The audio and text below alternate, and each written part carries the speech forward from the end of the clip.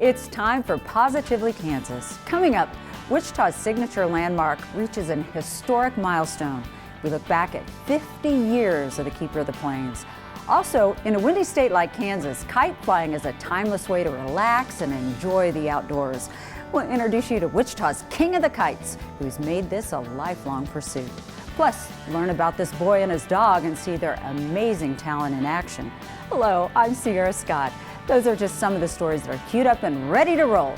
30 minutes of information and inspiration start right now on Positively Kansas.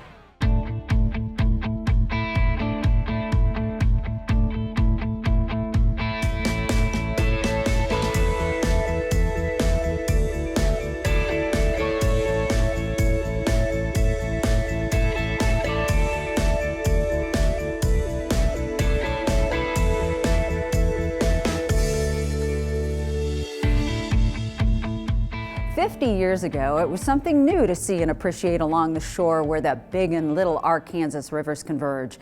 In the years since, Wichita's Keeper of the Plains statue has become the city's most recognized symbol and a true icon of the Midwest. Chris Frank was there for the big birthday celebration.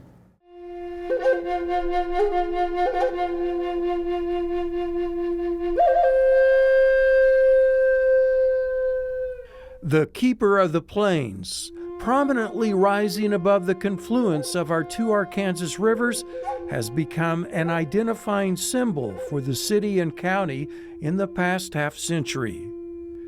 It is often referred to by locals simply as the Keeper, or just Keeper for short.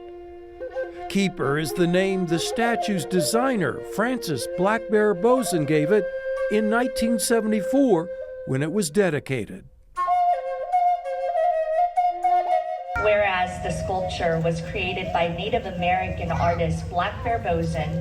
50 years later, Kansans turn out, celebrating the iconic statue, reflecting on their own memories of Keeper. I think that the Keeper of the Plains is pretty special for a couple of reasons. I have a lot of memories throughout the years of coming to visit this with my own family, especially seeing the Ring of Fire light up. But also, I just think it brings us back to, what started Wichita, what are our foundations. So I think it's important for us to remember. We are here today at the confluence of the two Arkansas rivers, 50 years to the day when this iconic statue was first dedicated. First conceived as a way to cover up some unsightly equipment, KG&E, now Evergy, asked Black Bear to design a statue to beautify this area, focusing on our native culture. Roger's statement points to the backstory of how Keeper came to being. Folks at Kansas Gas and Electric, KG&E, now Evergy, had the corporate art idea to donate to the city. Bob Reeves, a former KG&E vice president, explains. KG&E at that time had an active power plant just across the river east from where we stand right now.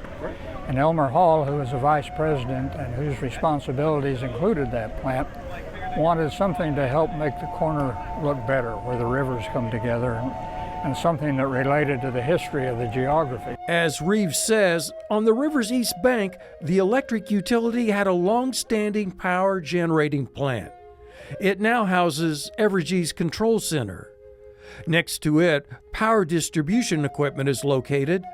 At that time, this equipment wasn't hidden as well as it is now.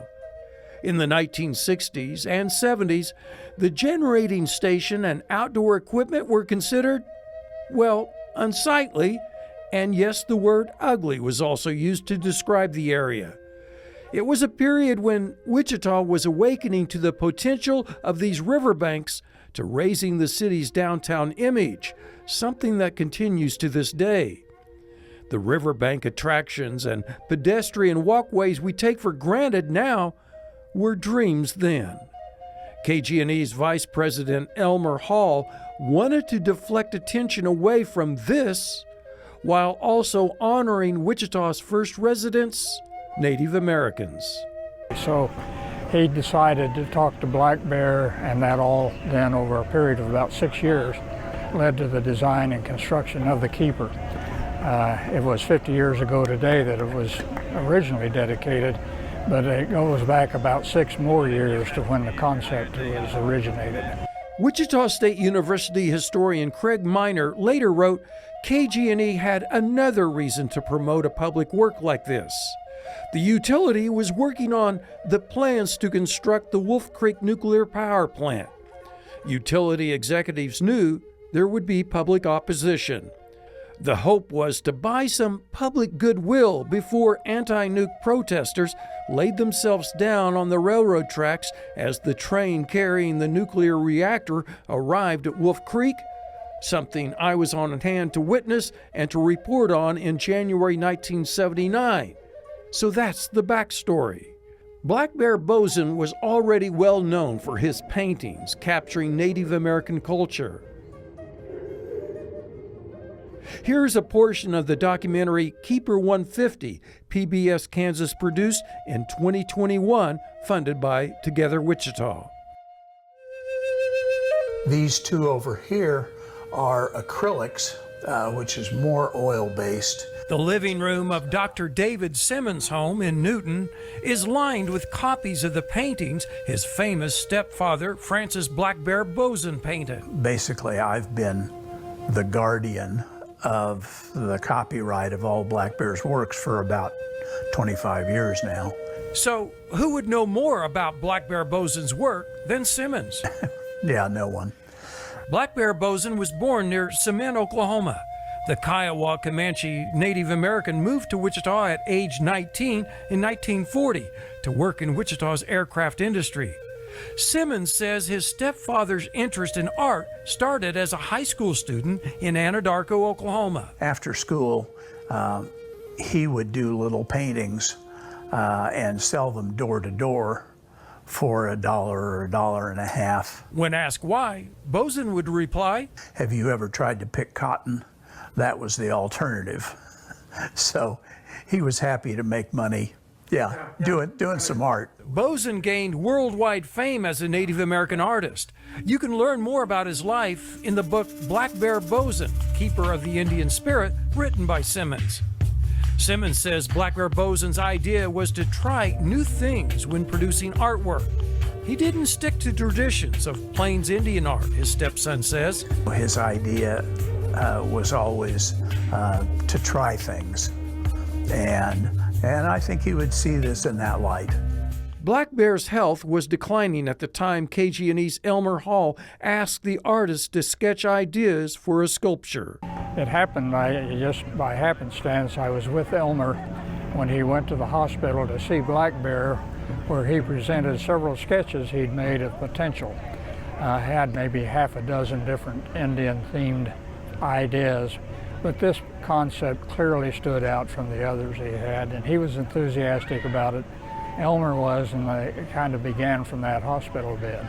City, state, community fundraising, including the help of the Corvera Council of Boy Scouts, and the work of Architectural Metal Products helped complete the funding and get the Keeper installed in 1974.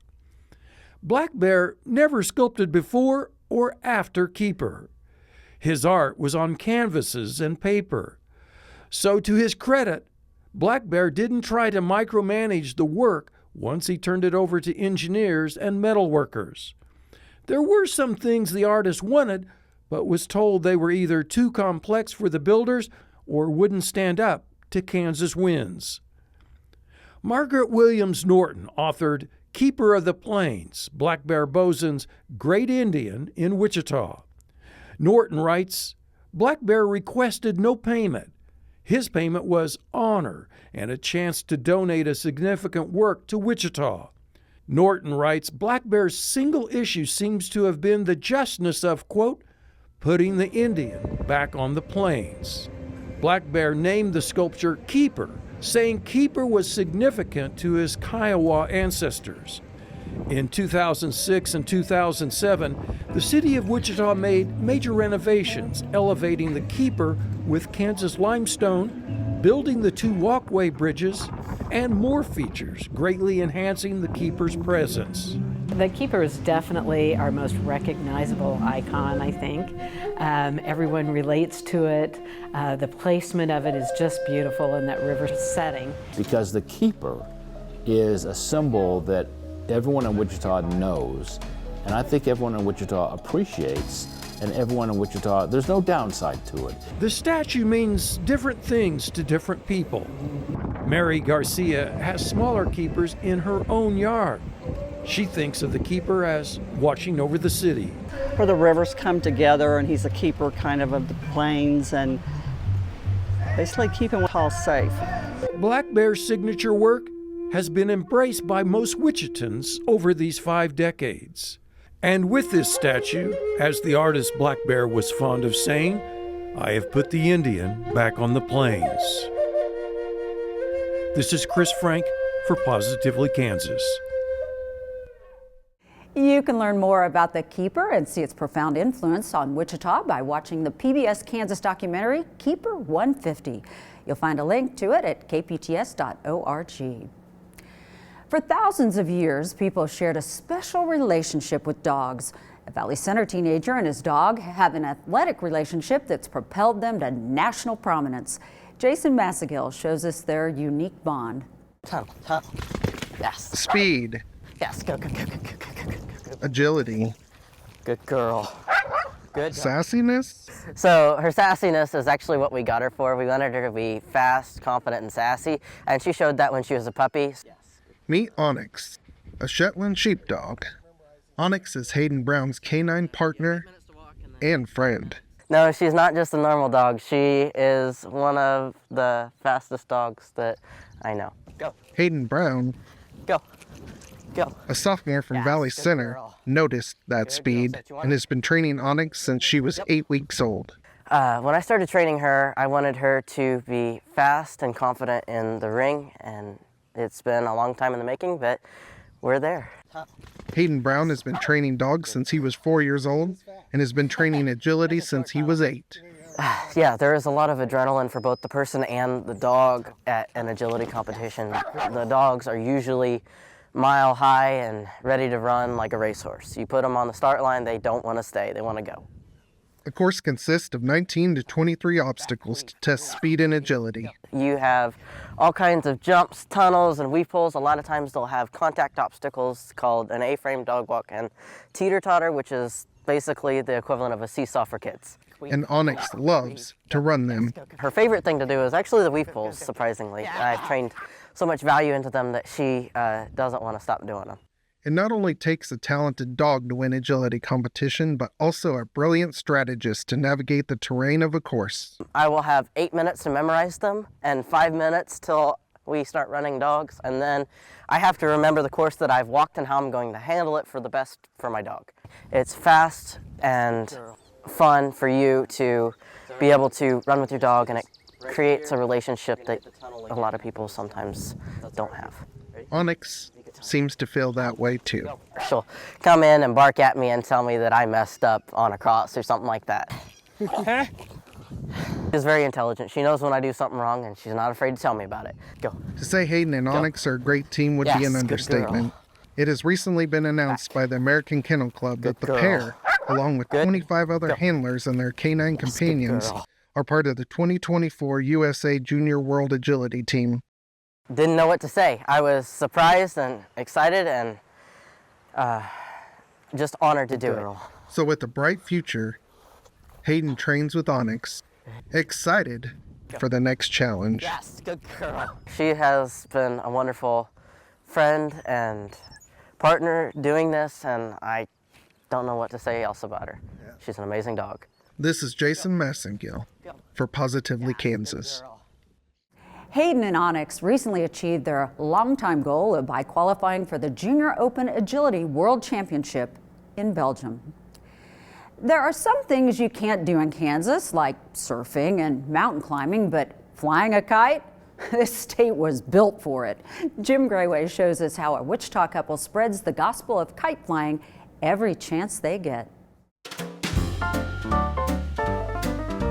before all the trial and error, death and destruction people endured trying to build flying machines not that long ago,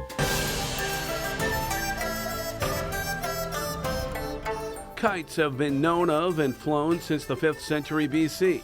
The Chinese had silk and bamboo readily available, and those made excellent materials for building kites. In fact, it was a Chinese dragon kite that Mark Adams's parents saw flying over the San Francisco Bay in 1975 that started his lifelong love of kites. And they thought that I would be really intrigued with them and brought several of them home to me, and I went out and flew them like right away and had never seen anything like them. It just thrilled me that I could do something like that, and I probably never would have gotten involved if they didn't bring those kites home for me to try. Ever since, Adams has been piloting and preaching the joys of kites to generation after generation of Kansans. He organizes kite festivals like this one at Wichita's Chapin Park. So have your kids flown kites before? No. Never. It's the first time ever. Yeah. It's the first time ever. It all kind of brings the kid out in you, no matter how old you are. Mark's wife, Susan, is right there with him and finds a lot of meaning and value in this kind of high-flying fun. Just a kind of like a rare connection nowadays that you could have a father and his daughters out here. People are spending time making something work. Maybe it doesn't work right away, so you get to kind of problem solve with your kids. And I think it's really important also for people to get away from their electronics and their four walls and get outside and just enjoy something that is just you and nature for a while. The Adamses have operated kite stores off and on through the years. In 1979, Mark was featured in a Hatteberg's People story, and he demonstrated how it's possible to fly a kite indoors. Not only are kites an outside sport, but an inside one as well. This is an Indian fighter kite, and it's designed for speed, precision, and maneuverability.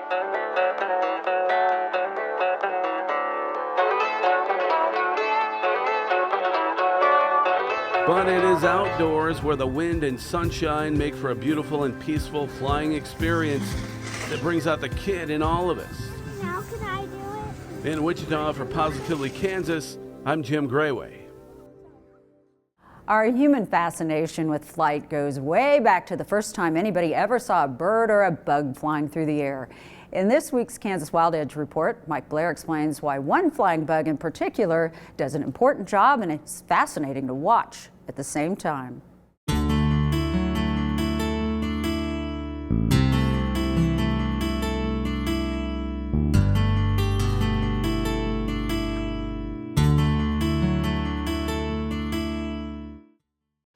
In the heat of summer, you can always count on plenty of bugs.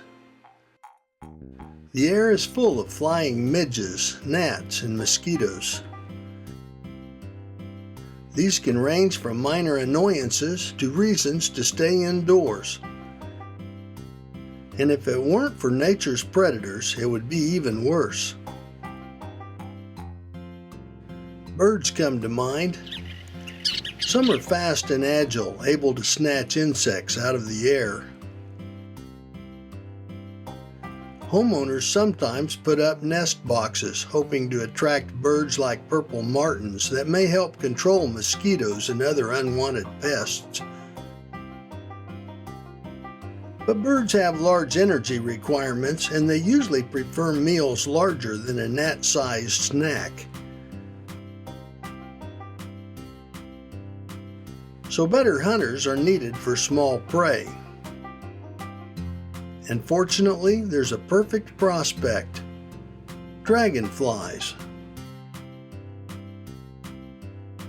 Emerging from their underwater formative life stages, these deft flyers are the falcons of the insect world. They can fly more than 30 miles per hour and maneuver with astonishing skill.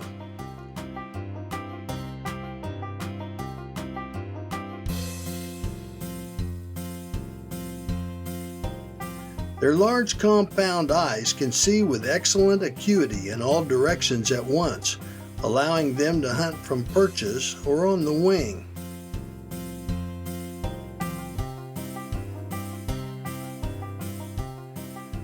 Their most impressive displays occur in late summer when some dragonfly species hunt in large packs.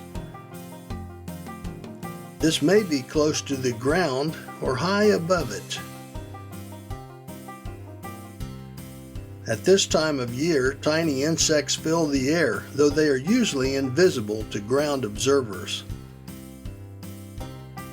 The dragonflies course this way and that, picking off victims in abrupt, darting motions. They eat on the wing, and they can consume huge numbers of mosquitoes and flying gnats. Occasionally, midge swarms arise over vegetation to provide easy pickings for the dragonflies. With fighter-like attacks, the predators strafe these prey clusters relentlessly, eating huge numbers daily in unchallenged sorties.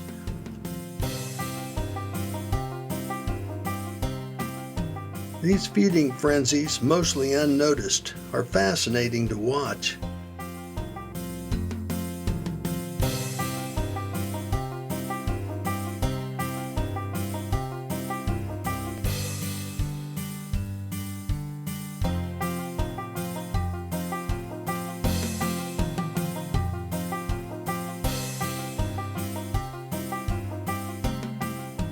Be on the lookout for summer dragonflies, air show specialists that keep the tiny flies of the world in check. I'm Mike Blair for Positively Kansas. Now to the underwater world of tropical fish. This week, photojournalist Ogden Harry visited a group of Wichita aquarium enthusiasts, see how they escape into their little aquatic worlds of motion and color.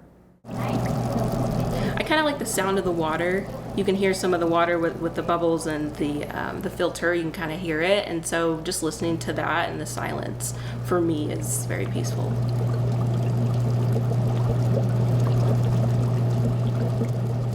My stepdad had one in our house growing up, and so seeing that just really made me want to get my own. And then when I finally moved out and got married, we were able to get our own fish tank together. I would say I've named some of my fish after some family members. Our first tank, we had 5, and then we slowly brought in more fish over time. I feed them, all my fish, a variety of diets. I have flakes, I also have frozen, so I have frozen brine shrimp, I have bloodworms, I have this powder that I boil water, and then I mix it together and I pour them into these little heart molds, and they get excited anytime you bring food. They kind of just do their own thing, but as soon as they see me walk towards the tank, then they start to go crazy. They swim towards the glass. It almost looks like they're looking at me. I can watch their eyes and where it moves, so they can definitely see me and they know that I'm there. You ever go to the gas station and you watch the pump while you're pumping gas and you see it going backwards? That's kind of like the fish hobby. Yeah, so when we first got our tank, we went to Exotic Pets to get our guppies. And we ended up talking to the manager at the time, Carter, and he told us about this fish group. Well, the group was actually started in 2010, and I joined the group just as a member. And I got real excited, and I invited a bunch of people over to my house, and we made food, we had drinks, and I think 8 people showed up. It was pretty terrible. The group was small, it was really dedicated to cichlids, and it was only about 300 people. At those events, I really like that it's a place for everybody to get together. They all have a common hobby, and they get together, talk fish with each other, exchange stories or tips, or just kind of get to know one another and create friends that, they're all into the same hobby. And after the meeting, the founder came up to me and he said, "Do you want the group?" He goes, "I'm tired of doing this. Would you be interested in taking it over?" And so I said, "Sure."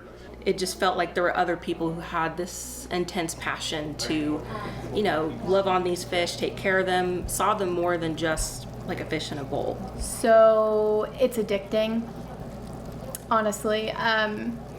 Fish people are never happy with what they have. They're never happy with, they're only satisfied by their aquascape for so long until they have to change it. I've been held captive by fish since the 2nd grade. My 2nd grade teacher brought a aquarium to school, and that was the kind that had the metal rims around it and the black slate bottoms. And our job was to basically get our parents to take us shopping and either bring a plant or a fish. I got connected to the group through my fiance. When we met, he had one fish tank and it was full of duckweed, which if you don't know what that is, it is a floating plant that just sits on top of the water, and it was covering the water so much that the water just looked green. And so I told him, I was like, no, you can't have any more fish tanks because you can't even take care of this one. Why would you get another one? And he was like, it's fine. And it was a big old oceanic, so we lifted up the canopy and he moved over the duckweed, and sure enough, like, the water was perfectly clear. It was just all the stuff on top of the water. I had fish growing up, but I actually got diagnosed with cancer 3 weeks after we met. And after I got out of the hospital, the hobby of fish keeping just really brought me a lot of peace and tranquility and just a lot of relaxation and something to take my mind off of what I was going through at the time. And from there I got him another tank despite my objections to having another one. I got another one for him anyway. It's a very, very easy pet in my opinion, and they still have that personality as a dog, but kind of with a little bit less maintenance. I put my hand in the tank and I pet them and I play with them, and they like it. They come back for more. Is it good for them? Probably not, but they like it. I probably like it more than they do though. You don't look at it and see an aquarium. You look in there and you see another world. I just like the aspect of building this little miniature environment. And one of my favorite tanks that I've ever done was an underwater bonsai. And I took azalea roots that look very similar to a bonsai when you turn them upside down, and put moss on them and grew a bonsai tree just from the moss. I was like, oh my gosh, there's more people out there like me. We opened up the group to all different kinds of fish. We opened it up to planted tanks and using CO2 and becoming a lot more technical than just the cichlid group. I know if I get a little stressed, the first thing I do is I head for my fish room. It's just a fun hobby, and they just bring me a lot of peace watching them swim around. That's a wrap for this week. Positively Kansas at kpts.org is our email address if you have a question, comment, or story idea. I'm Sierra Scott. Thanks for watching. We'll see you again soon.